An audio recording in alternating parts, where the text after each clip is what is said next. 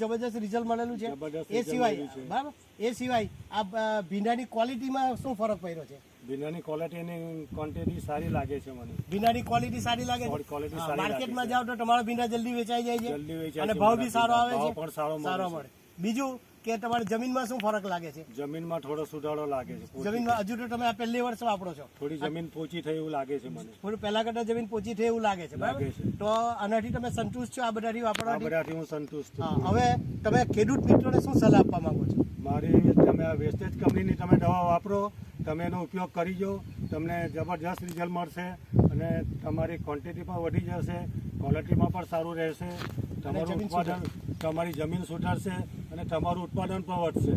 તો આપણે ખેડૂત મિત્રોને એટલી સલાહ આપીએ કે મારા ખેડૂત મિત્રોને મારી એટલી સલાહ આપું છું કે તમે પણ આ ઓર્ગેનિક પ્રોડક્ટ વેસ્ટેજ કંપનીની પ્રોડક્ટનો તમે પૂરેપૂરો લાભ લેવો અને આગળ સમૃદ્ધિનો વિકાસ થાય એવું કામ તમે કરો, બરાબર? તો આ બધી આપણી ઓર્ગેનિક પ્રોડક્ટ છે, આ બધી વસ્તુ, એટલે ધીરે ધીરે આપણે ઓર્ગેનિક તરફ જવાનું છે।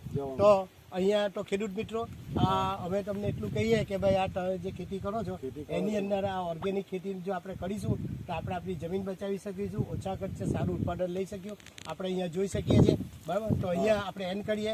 Thank you very much, wish you well.